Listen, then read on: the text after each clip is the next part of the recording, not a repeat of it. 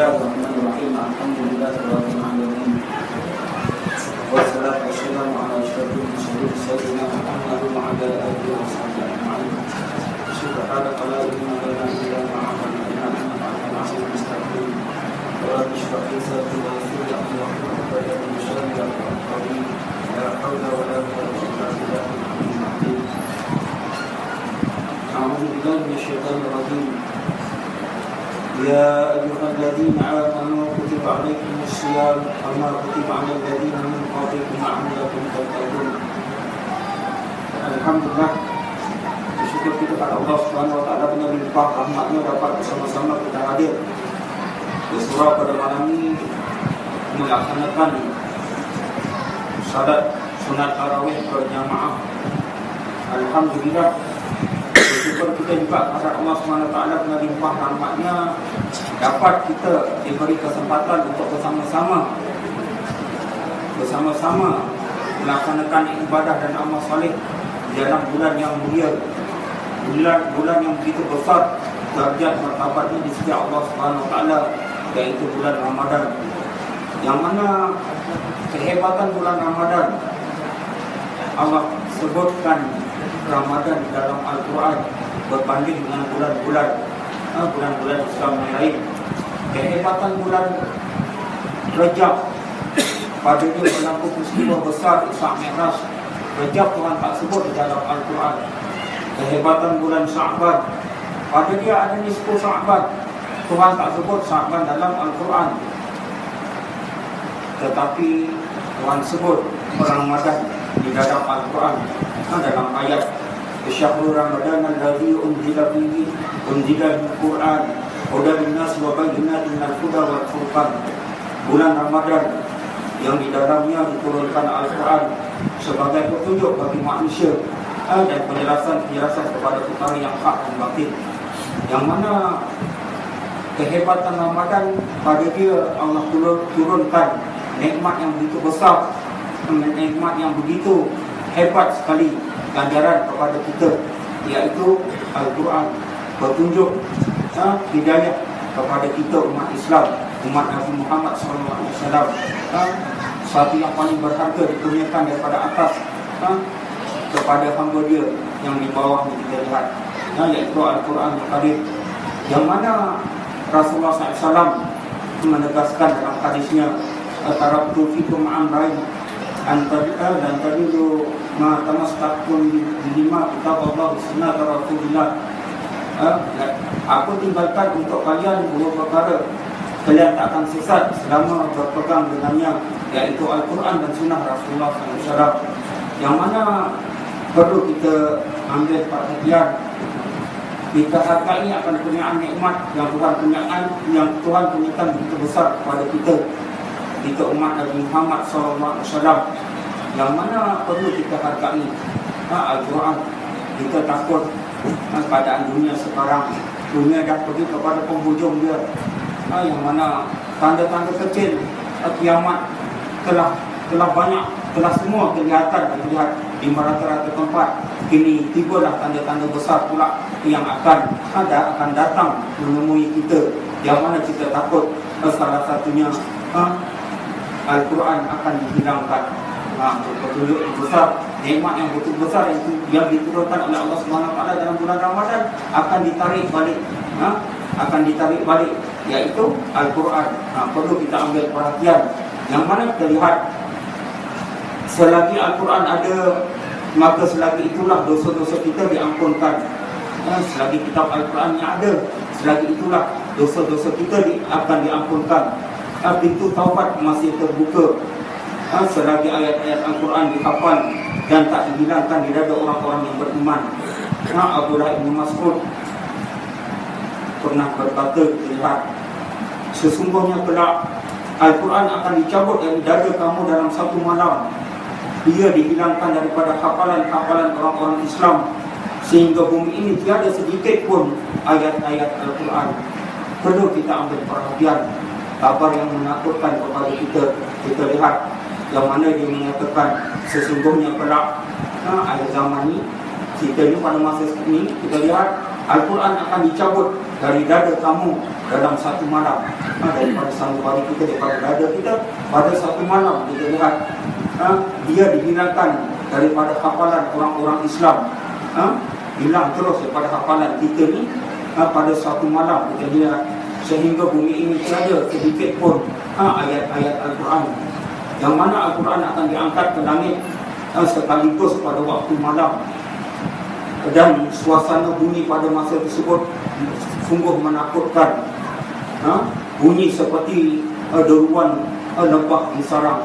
Deruan lebah di sarang begitu menakutkan, berdengung. Kita lihat satu dunia akan berdengung seperti suara lebah di sarang. Kita lihat lebah yang begitu banyak, koloni-koloni dia, sekitisme dia begitu banyak, berbunyi berdengung-dengung. Satu dunia akan berdengung-dengung. Pada ketika itulah ayat Quran akan ditarik oleh Allah SWT dari dada, dalam dada kita ke langit. Kita lihat yang mana selepas peristiwa tersebut kita tak mampu lagi membaca ataupun menghafal kerana sudah hilang semuanya dari dada ataupun ingatan kita.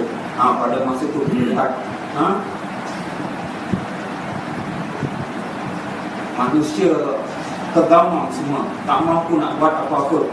Kita lihat manusia hanya mampu bersair saja seperti sair Arab Jahiliyah. Itu dia, kita lihat Al-Quran dah hilang. Pernah rasa ada sesuatu pernah dihafal dalam dada, tetapi tak tahu benda apa dia. Macam pernah baca tapi tak tahu benda apa dia. Selalu hafal tapi dah hilang, tak tahu benda apa dia benda tu. Padahal itu sebenarnya ayat Quran yang mana Tuhan akan tarik. Tuhan akan tarik sekaligus pada satu malam. Kita lihat satu kabar yang menakutkan bagi kita. Perlu kita ambil perhatian, pengajaran yang besar bagi kita. Perlu kita ingat dalam perkara ini.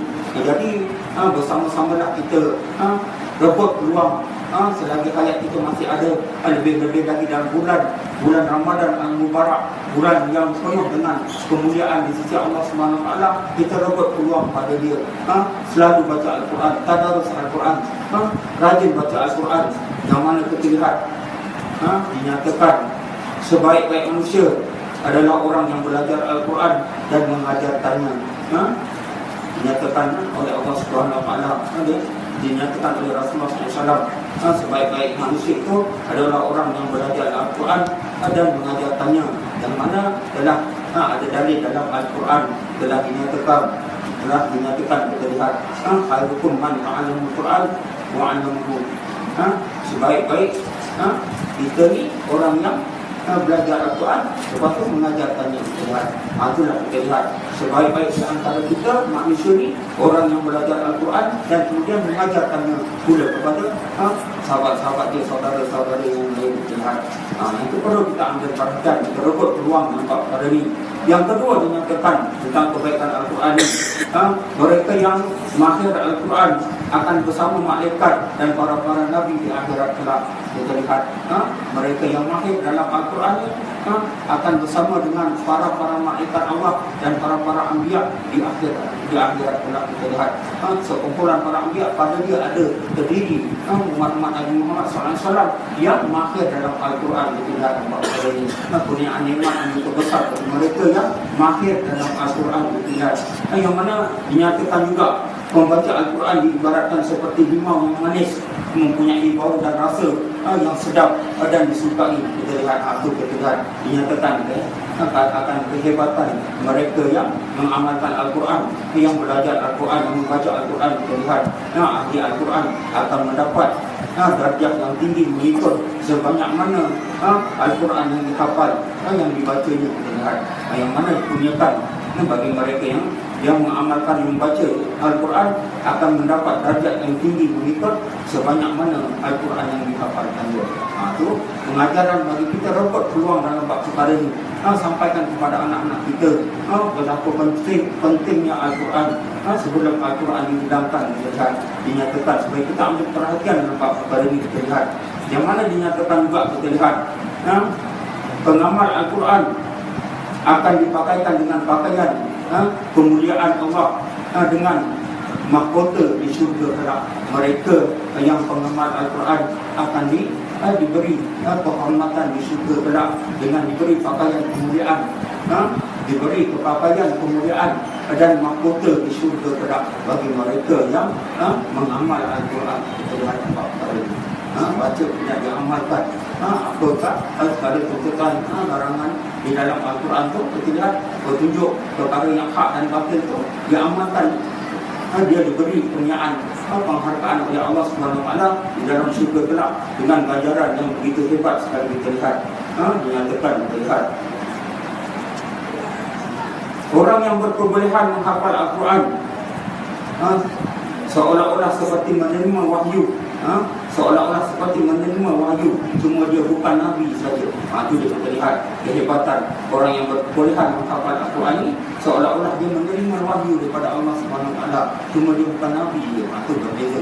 Dia gunakan kepada umat Nabi Muhammad SAW kehebatan sampai tahap yang itu kita lihat berbeza daripada umat-umat sebelumnya kita lihat sampai tahap yang itu. Allah beri kehormatan bagi umat-umat Nabi Muhammad SAW, bagi mereka yang berkebolehan menghafal Al-Quran. Jadi perlu kita muhasabah, kita ambil perhatian tentang perkara ini. Rebut peluang untuk kita lihat selagi Al-Quran ini masih ada. Kita takut akan tiba masa nanti setelah kita lihat tanda-tanda kecil dah banyak, dah berkelimpangan, banyak tanda-tanda tempat dah akan tiba pula tanda-tanda besar kiamat yang akan mula hadir pada dunia kita sekarang ni. Jadi rebut peluang tentang perkara itu. Dinyatakan juga kita lihat para hafiz Al-Quran yang akan dapat memberi syafaat kepada 10 ahli keluarganya yang wajib masuk surga. Nampak belum tak ada perhatian mereka para hafiz Al-Quran akan dapat memberi syafaat kepada ahli keluarga dia, 10 orang ahli keluarga dia. Nampak kali ini ahli keluarga yang layak untuk masuk surga Allah Subhanahu Wa Taala. Lihat nampak kali itu sampai apa penghormatan yang Tuhan bagi kepada umat Nabi Muhammad SAW, mereka yang mahir nampak Al-Quran. Kita lihat orang yang mengamalkan Al-Quran, orang yang mengamalkan Al-Quran akan terselamat daripada kesesatan di dunia dan di akhirat. Itu dia lihat yang mana Rasulullah SAW menyatakan dalam hadis dia tadi kita lihat yang mana tinggalkan kita dua, iaitu Al-Quran dan Sunnah, yang mana kita berpegang dengan dia kita tak akan sesat selama-lamanya. Itu kita lihat. Jadi Al-Quran menjamin kita, mengelakkan kita daripada kesesatan di dunia kita lihat dan kesusahan ketika di akhirat kelak nanti. Itu dinyatakan kita lihat. Orang yang suka mendengar orang lain membaca Al-Quran juga akan turut cepat mendapat rahmat daripada Allah Subhanahu Wa Taala. Itu dia dalam perkara ini bila mendengar orang membaca Al-Quran, pasang telinga itu. Yang mana dijanjikan ketika orang yang suka mendengar orang lain membaca Al-Quran akan turut cepat mendapat rahmat daripada Allah Subhanahu Wa Taala. Itu dia ketika penggunaan nikmat yang besar daripada Allah Subhanahu Wa Taala. Jadi tak ada halangan kita lihat dalam tadarus Al-Quran. Kita nampak mentadaburkan nikmat-nikmat yang Tuhan kurniakan tu, kita pasang telinga. InsyaAllah rahmat Tuhan akan dapat juga kepada kita ni. Kita lihat walaupun kita di rumah, kita lihat nampak pada tu pengajaran besar. Kita lihat nampak Al-Quran ni,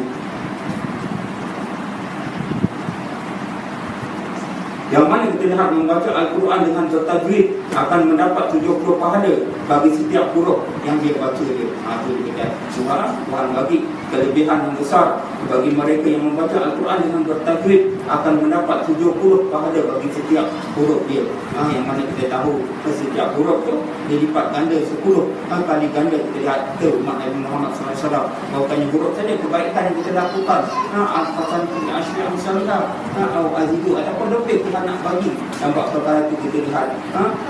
Tetapi keburukan ataupun kejahatan tetap satu juga, ataupun Tuhan nak ampunkan. Nampak perkara itu. Itu kita lihat betapa besar nikmat yang Tuhan berikan kepada umat Nabi Muhammad SAW dalam bab membaca Al-Quran yang berlebihan. Al-Quran terlihat yang mana dalam bulan Ramadan ini Tuhan berikan hidayah ataupun petunjuk nikmat yang begitu besar kepada umat Nabi Muhammad SAW, iaitu pada dia lah diturunkan kitab Al-Quran itu.